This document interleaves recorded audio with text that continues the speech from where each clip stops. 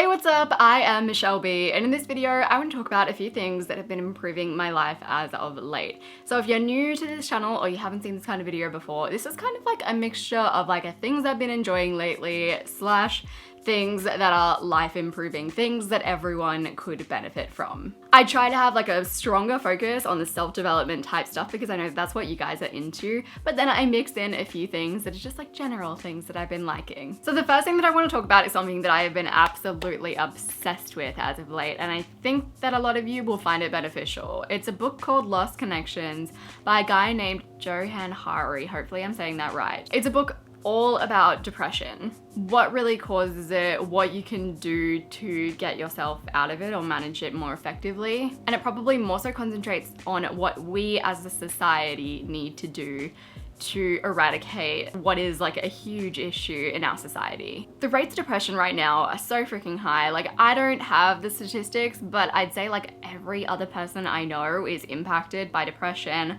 or high levels of anxiety. And for the past few years, I've been asking like literally out loud to other people and in my head, like, what is so wrong? Like, what have we done so wrong that every other person is depressed and anxious? Like, how did we screw up so badly that it's just the norm? Like, that there are memes about depression. This book is like kind of the answer that I was looking for. I read it after listening to the author as a guest on the Joe Rogan podcast. Don't love Joe Rogan, but he has some really great guests on, including this guy. That interview was actually all about addiction because he's recently released a book about addiction. I'll have it linked below. I would highly recommend it. It's really, really long, so listen to it while you're like doing a major cleaning session or something. But towards the end of that interview, they started talking a little bit about mental health, and I was really interested in his thoughts on mental health. It led me down like a huge rabbit hole. I ended up getting his book, reading it in like 2 days. It is a little bit of a controversial book, I would say, because he talks all about chemical imbalance, the actual effectiveness of antidepressants, that kind of thing. I won't talk to it because I don't feel qualified, but the book itself has a lot of great information. So I'm gonna have it linked down below if it's something that you're interested in, as well as that podcast so you can get sort of like an insight into it. I'd highly recommend giving this book a read. Now, I know that's not necessarily like a self-development-y book, but I do feel like the self-development world kind of like pushes aside depression and anxiety. They're just like, we don't want to talk about those things, but I think they're really important to talk about because they impact so many people, especially young people. And you can't have no room for people who are struggling with depression and anxiety in the self-development world. The next resource that I'm going to direct you to, it's one that I watched quite recently. It's a video. There is a book attached to it, but I haven't read the book.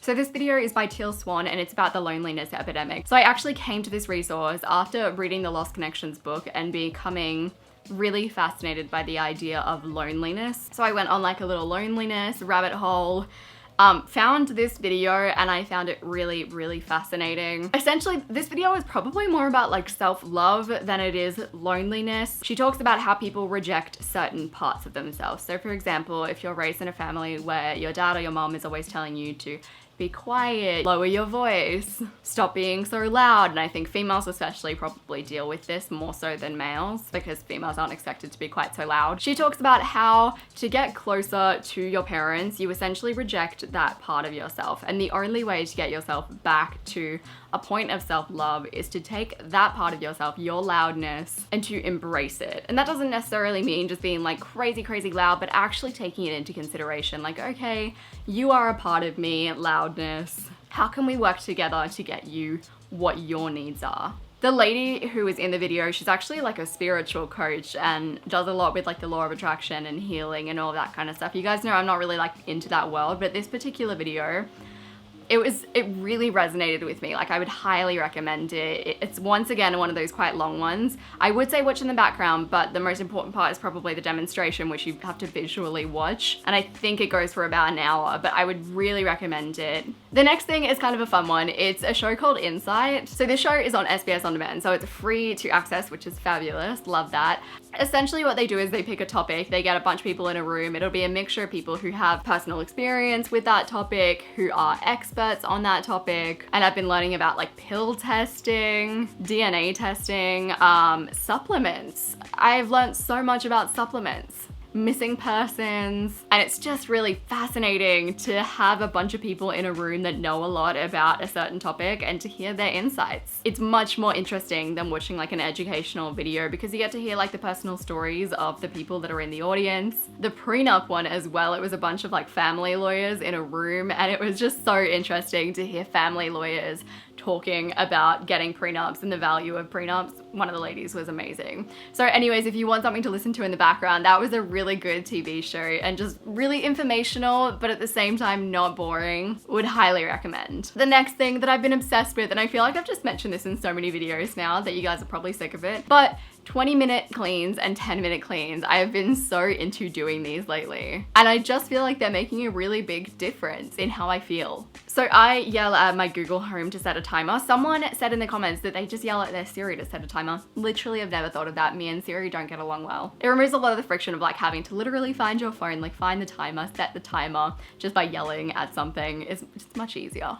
So like pre-timed cleans, I would occasionally do a time clean, but it just didn't happen that often. I think because of that friction. More often I would just like go around and clean, but something about setting a timer, it just like lights you up and you're just like, okay, like gotta do it by the time. It's like a game. The next thing that I've been loving, while I actually haven't had it for the last few weeks, is a meal delivery service called Solara. So I am a big believer in spending money to create more time in your life if you're able to, and not everyone is able to. But naturally, I'm a big supporter of any like service or technology that just makes life easier in general and gives you your time back. And Solara is one of those services. This video isn't sponsored. It kind of sounds like it is though. I'm like the opposite of a domestic goddess. I don't thrive in the kitchen, and the food that I make is like generally like mediocre. So if I can avoid cooking, I will. I recently decided to delve into the world of meal delivery services. There aren't enough plant-based meal delivery services out there, I will say. So I've been ordering Solara, and I had a period of time, like a good chunk of time, where I was getting it every single week. Having a meal delivery service makes it so much easier to just live your life. The amount of time that you spend thinking about food, making food, when you don't have a meal delivery service, as I know because I haven't had it in the past few weeks, it's crazy. The biggest downside to having a meal delivery service is that there is a lot of waste involved. With Solara, all of it is recyclable, but obviously it's still more waste than you probably would produce if you were meal prepping. It's one of those really tough ones, like you do have to weigh the pros and cons. The next thing that I'm going to mention is a podcast. It's called the Life Coach Podcast.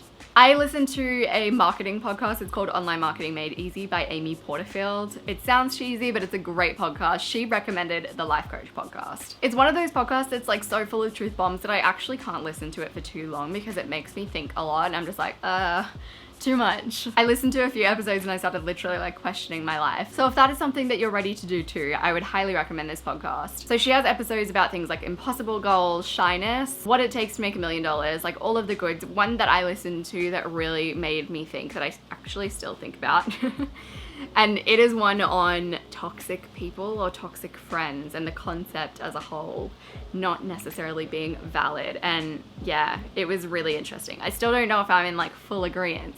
Listen to it and let me know what you think. I'd love to hear your thoughts. I'll link it down below. I have two YouTubers that I've been absolutely loving lately. The first being Hank and John Green. I don't know why or where it came from, but they've just been really inspiring me. I think that the first video I was recommended was actually John quitting social media. I love watching those kind of videos, and I used to watch them when I was younger. I've just gotten right back into it. Their thoughts are so interesting. Their thoughts on the world are great. Hank made an interesting video about vegetarianism actually. The next one is Weezy Waiter. He's been doing all of these like 30-day challenges, and they've inspired me so much, mainly from a content perspective, also from a life perspective. He did 30 days going vegan. Oh, the poor thing. He didn't do so well. His fiber. He quit the internet, he quit sugar. He's doing all of those kind of life experiments, and I really want to start doing more of that kind of stuff on my channel.